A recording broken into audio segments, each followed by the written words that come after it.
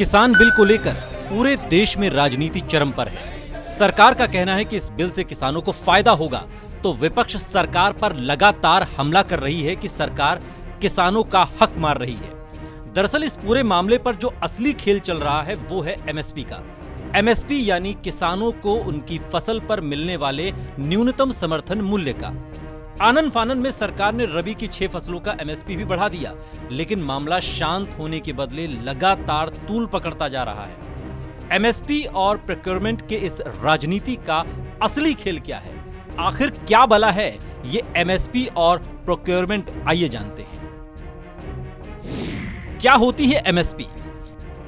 MSP यानी न्यूनतम समर्थन मूल्य वो न्यूनतम मूल्य होता है जिस पर सरकार किसानों की ओर से बेचे जाने वाले अनाज की पूरी मात्रा खरीद करने के लिए तैयार रहती है।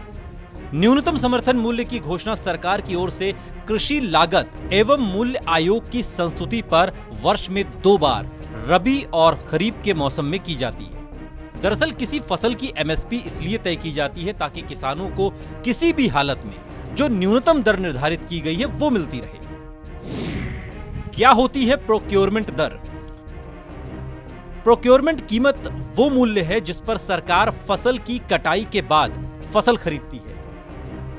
खरीद मूल्य और एमएसपी के बीच मुख्य अंतर यह है कि बुआई से पहले एमएसपी घोषित की जाती है, जबकि कटाई के बाद प्रोक्योरमेंट घोषित किया जाता है। दरअसल साल 1968-1969 के बाद से ही एमएसपी और प्रोक्योरमेंट को एक जैसा समझा जाने लगा। प्रोक्योरमेंट के लिए अलग से कोई व्यवस्था नहीं की गई, एमएसपी को ही प्रोक्योरमेंट माना जाने लगा। 70 साल से ठगे जा रहे हैं किसान। आज किसान बिल आने के बाद शोर मचाया जा रहा है कि किसानों के साथ अन्याय हो रहा है, लेकिन साल 1969 के बाद से ही एमएसपी और प्रोक्योरमेंट को एक में ही मिला दिया गया, जिसके चलते हुआ ये कि बुआई से पहले और कटाई के बाद जो फसल उगाने का खर्च बढ़ा उसके बारे में किसी ने सोचा तक नहीं, न पुरानी सरकारों ने और न ही मौजूदा सरकार ने। कैसे थमेगा विवाद? दरअसल मंडी के बाहर एमएसपी की व्यवस्था का न होना ही इसका सबसे बड़ा कारण है। सरकार ने जो 3 बिल पास किए हैं उन तीनों कानूनों से कोई बड़ी समस्या नहीं है, लेकिन इसमें मंडी के बराबर कोई दूसरी व्यवस्था बनाने का प्रावधान नहीं किया गया है। यह असल समस्या की जड़ है। अगर कोई प्राइवेट प्लेयर इस क्षेत्र में उतर रहा है तो उसके लिए भी एमएसपी की व्यवस्था होनी चाहिए। मान लीजिए कि किसान अगर गेहूं के लिए 1925 रुपए प्रति क्विंटल की व्यवस्था मंडी के लिए की जाए तो वही व्यवस्था निजी कंपनियों के लिए भी होनी चाहिए, जिसका जिक्र बिल में नहीं है और इसीलिए किसान सड़कों पर है।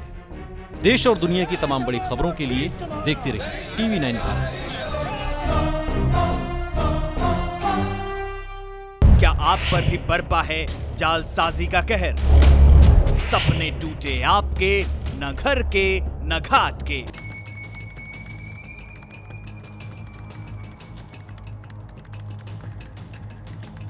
देखिए लूट घर हर रात 9:30 बजे।